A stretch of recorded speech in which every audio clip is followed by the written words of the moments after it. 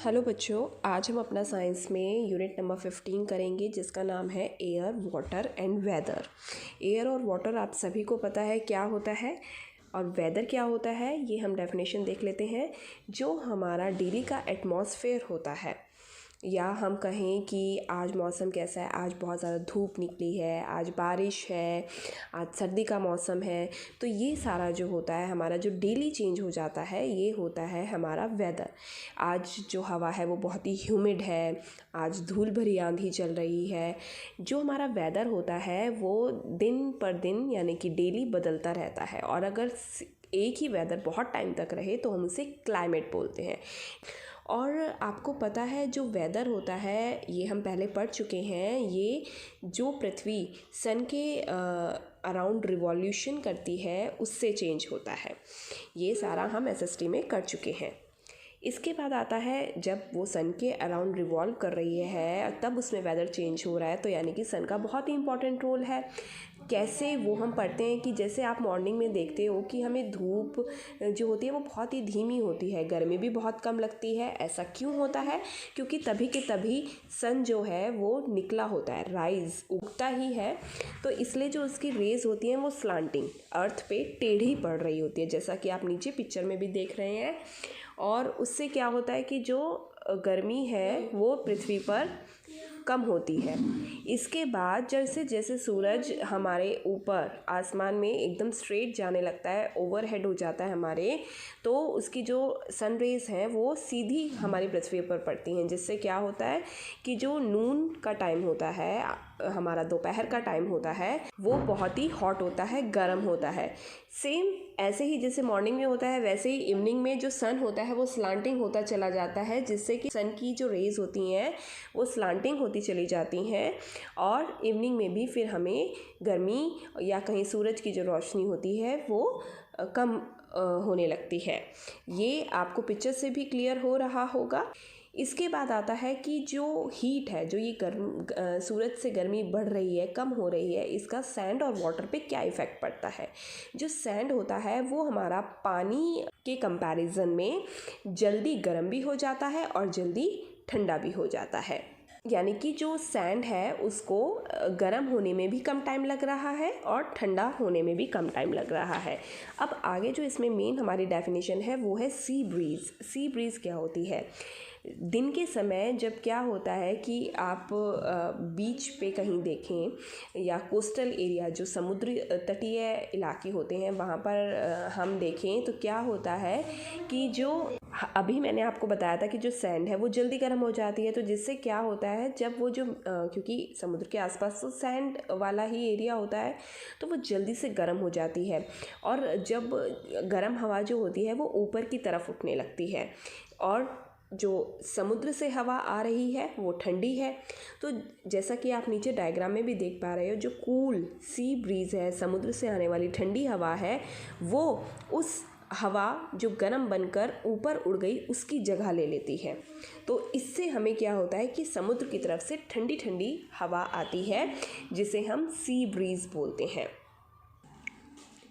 ऐसे ही होता है लैंड ब्रीज़। जैसा कि पहले भी मैंने अभी बताया कि जो सैंड है वो गर्म जल्दी होती है तो ठंडी भी जल्दी होती है। तो इसमें क्या होता है कि अब दिन भर समुद्र का पानी तो गर्म होने लगा, तो वहाँ से जो हवा है वो भी गर्म हो रही है और वो ऊपर उठने लगती है, लेकिन जो रेत है, हमारा जो सैंड है, अब वो ठंडा जल्दी हो चुका है। तो क्या होता है जब समुद्र के ऊपर की हवा, हॉट एयर जो होती है वो गर्म ऊपर उड़ने लगती है, तो जो लैंड की तरफ से हवा आ रही है वो उसकी जगह ले लेती है, जिसे लैंड ब्रीज कहा जाता है। डायग्राम के थ्रू आपको ज़्यादा आसानी से क्लियर होगा, तो इसलिए इनका डायग्राम जो है आप बड़े ही ध्यान से देखेंगे। तो ये आपने सी ब्रीज़ और लैंड ब्रीज़ के बीच में अंतर देखा। इसके बाद आता है वाटर साइकिल इन नेचर। हालांकि ये हम 3rd क्लास में भी पढ़ चुके हैं। जब सन जो है वो इवेपोरेट करता है पानी को, कहाँ के पानी को? समुद्र के पानी को, नदियों के पानी को, तालाबों के पानी को जब इवेपोरेट करता है तो वो आसमान में ऊपर उठने लगती हैं और वहाँ पर ठंडी होकर कंडेंस होने लगती हैं और छोटी छोटी पानी की बूंदें बन जाती हैं। इसे आप प्रैक्टिकली अपने घर में भी देख देख सकते हैं जब आप पानी को बॉईल करते हैं गैस पे और उसके ऊपर एक प्लेट ढक दें तो क्या होता है, जो भाप होती है वो ऊपर उठती है और उस प्लेट पे छोटी छोटी बूंदों के रूप में जमा हो जाती है। ऐसे ही सेम हमारे नेचर में होता है। तो जब वो छोटी छोटी बूंदें कंडेंस होकर जमा हो जाती हैं और वो एक साथ जब होती हैं तो वो एक क्लाउड फॉर्म कर लेती हैं, और जब ये क्लाउड के अंदर बहुत ज़्यादा वाटर ड्रॉप्स भर जाती हैं तो वो हैवी हो जाता है और वो बारिश के रूप में हमारी पृथ्वी पर नीचे गिरने लगता है। और बारिश का पानी कहाँ जाएगा, दोबारा से वापस रिवर्स में, लेक्स में, ओशियंस में। तो इस तरीके से हमने देखा जो पानी भाप बनकर इन्हीं से उठा था वापस बारिश के रूप में इन्हीं में मिल गया। तो ये एक पूरी साइकिल बन गई जिसे हम वाटर साइकिल इन नेचर कहते हैं। इसके बाद आता है इवेपोरेशन। हम अभी तक इतनी बातें कर रहे हैं इवेपोरेशन की, तो इसकी डेफिनेशन तो देखनी बनती है। It is a process by which a liquid changes into vapour, यानी कि ये एक ऐसा प्रोसेस है जिसमें हम लिक्विड को वेपर्स में चेंज करते हैं। व्हेन वाटर इवेपोरेट्स, और जैसे जैसे पानी इवेपोरेट होता है उसको हम वाटर वेपर कहते हैं। अब जो ये इवेपोरेशन है इसको कौन कौन से फैक्टर्स हैं जो अफेक्ट करते हैं। सबसे पहला फैक्टर है इसमें टेम्परेचर, यानी कि अगर टेम्परेचर ज़्यादा होगा तो जो इवेपोरेशन है वो भी ज़्यादा तेज़ी से होगा। कैसे, जैसे इसको आप देखिए, जब सन की किरणें बहुत तेज़ एकदम पड़ेंगी पानी पर तो वो जल्दी गर्म होगा और जल्दी इवेपोरेट होगा। तो इसलिए हमने देखा कि टेम्परेचर जो है वो इवेपोरेशन को फास्ट कर रहा है। सेकेंड फैक्टर है इसका विंड, यानी कि अगर हवा तेज़ी से चलेगी तो भी इवेपोरेशन तेज़ी से होगा। जैसे कि आप इसमें कर सकते हैं प्रैक्टिकली, जैसे आप 2 बाउल्स में पानी भर के रखें और एक के ऊपर बहुत तेज़ पंखा चला दें तो आप देखेंगे जो पंखे के नीचे वाला पानी का बाउल था उसमें से पानी जल्दी इवेपोरेट होगा। तो यानी कि विंड जो है वो भी इवेपोरेशन को फास्टर करती है। थर्ड इसका जो फैक्टर है वो है हमारा सरफेस एरिया, यानी कि इसको आप ऐसे देख सकते हैं, जब आप कपड़े धोते हैं, मान लीजिए आपने अपने 2 हैंकी धोए, एक को तो आपने इकट्ठा करके यूं ही डाल दिया और एक को आपने फैलाकर डाला पूरा अच्छे से, तो कौन सा जल्दी सूखेगा? यस, फैला हुआ हैंकी।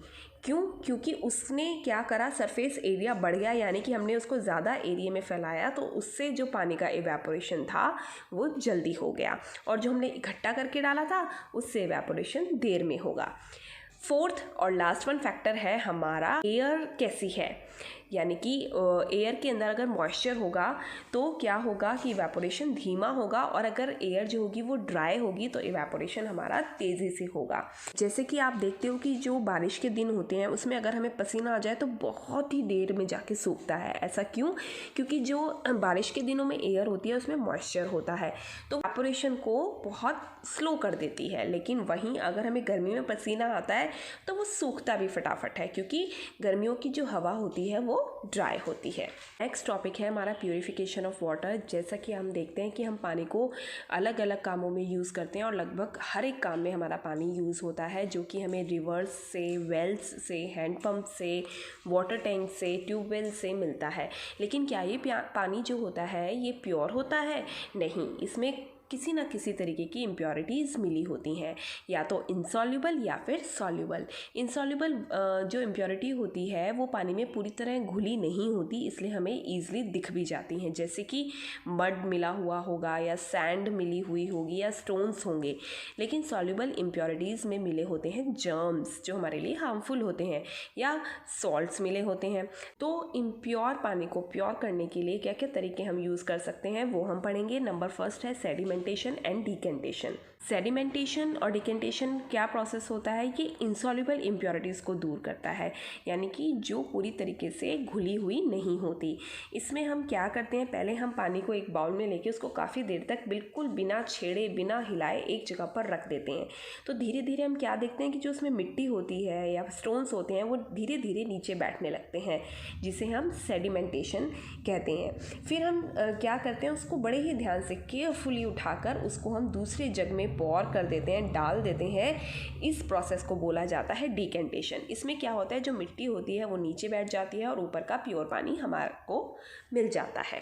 नेक्स्ट प्रोसेस इसमें आता है फिल्ट्रेशन। फिल्ट्रेशन जो है ये बेटर मेथड है वाटर को प्योरीफाई करने का, जो ये भी इनसॉल्युबल इम्प्योरिटीज़ निकालता है, लेकिन सेडिमेंटेशन और डिकेंटेशन से ज़्यादा बेटर है, क्योंकि ये हो भी कम टाइम में जाता है इसलिए भी। इसमें क्या होता है, एक फ़िल्टर पेपर आता है जिसे हम यूज़ करते हैं। आप किसी भी फ़नल में वो फ़िल्टर पेपर डालो और उसके थ्रू पानी को छान सकते हैं। तो उससे क्या होता है, जो इम्प्योरिटीज़ होती हैं वो उस फ़िल्टर पेपर पे रह जाती हैं और जो नीचे पानी कलेक्ट होता है वो हमारा प्योर होता है। नेक्स्ट है हमारा प्रोसेस बॉइलिंग, जो कि सभी घरों में यूज़ भी कर सकते हैं, जो कि बहुत इजी रहता है और सेफ़ भी है। बॉइलिंग जो है वो होता है, इसमें हम पानी को बहुत अच्छे से बॉयल करते हैं जिससे कि उसके अंदर के जर्म्स मर जाते हैं। और लास्ट हमारा मेथड है इसमें क्लोरीनेशन।